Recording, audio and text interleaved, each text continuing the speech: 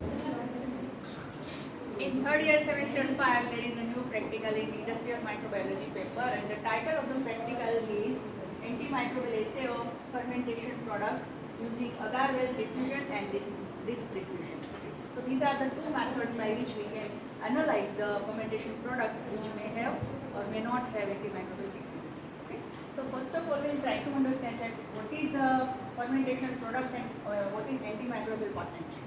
Antimicrobial potential એટલે એવી વસ્તુ છે કે જેમાં આપણે બેક્ટેરિયા કે ફંજાઈનો ગ્રોથ છે એ ઇન્હિબિટ થતો જોવા મળે છે, બરાબર?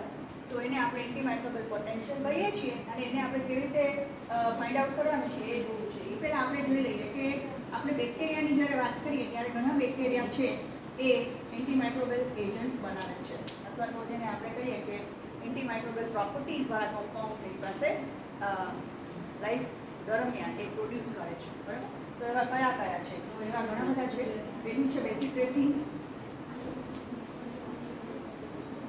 પછી છે નિયાસિન, બરાબર?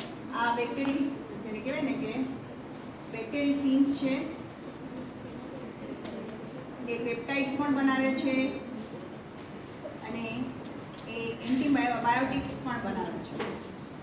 તો આ બધું જ્યારે એ બનાવે છે ત્યારે આપણે ફર્મેન્ટેશન એનું લાર્જ સ્કેલ ઉપર કરીએ પછી એને આપણે ઇવેલ્યુએટ કરી શકીએ છીએ. ઓકે, એવી જ રીતે ફંજાઈનું પણ એવું જ છે. ઘણી બધી ફંજાઈ છે એ એન્ટીબાયોટિક્સ બનાવે છે, બરાબર? પછી આલ્કલોઇડ્સ બનાવે છે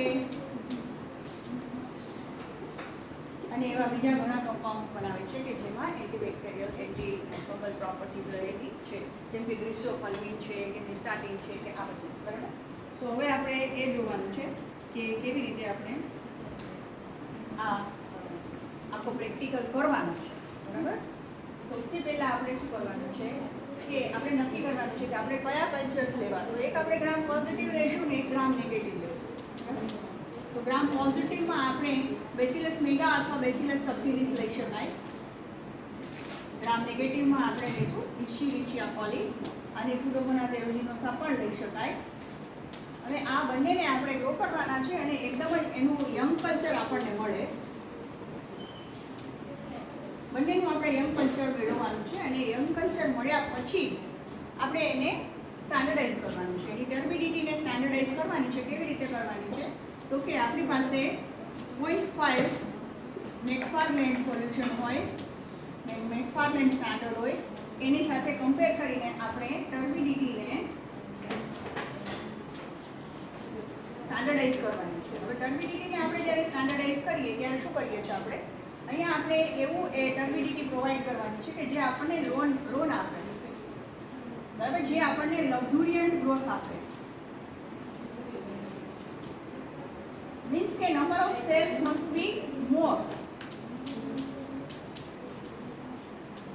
Okay, number of cells must be more. So it may start from 10⁻⁷ to 10⁻12.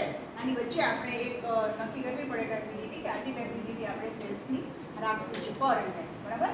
તો આ રીતે આપણે ટર્બિડિટીને સ્ટાન્ડર્ડાઇઝ કર્યા પછી આપણે એને વાપરવાનું છે આ બંને કલ્ચર્સને, બરાબર? તો આ કલ્ચર પ્રિપરેશનની વાત મેં તમને કરી. હવે આપણે જે જોશું એ કેવી રીતે આપણે આપણી પાસે ફર્મેન્ટેશન પ્રોડક્ટ છે એને આપણે વાપરવાની છે. તો એને આપણે પ્રી ટ્રીટ કરવી પડશે.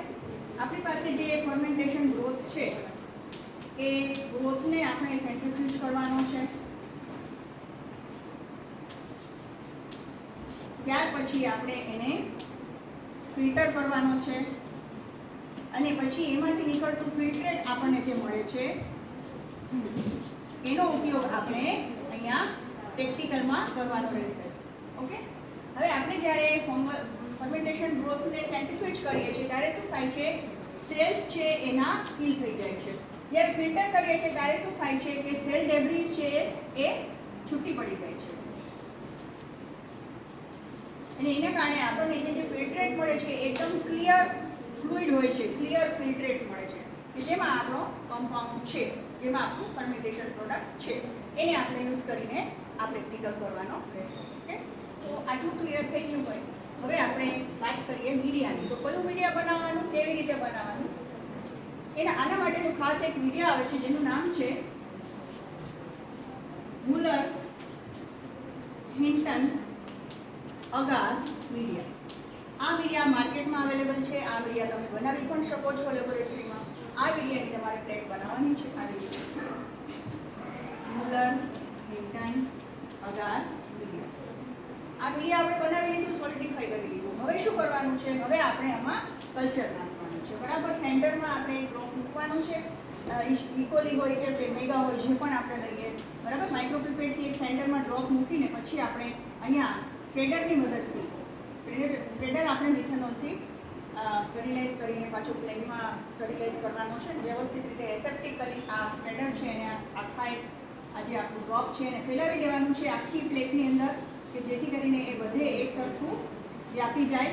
બરાબર, આ રીતે કે જગ્યા ના રહે એવી રીતે. 5 મિનિટ ભલે લાગે પણ આ કામ તમારે કરવાનું છે સ્પ્રેડરની મદદથી.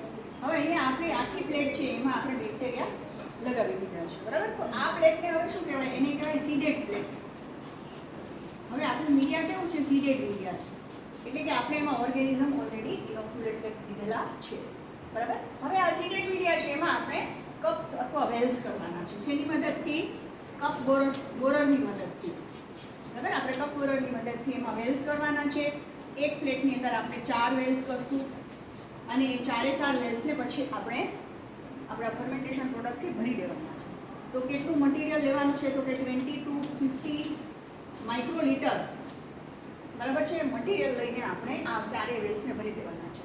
હવે એ 4 વેલ્સ ભરાઈ જાય પછી આપણે શું કરવાનું છે? અહીંયા આપણે ધારો કે આ 4 વેલ્સ બનાવ્યા. બરાબર, અને એને ફર્મેન્ટેશન પ્રોડક્ટથી આપણે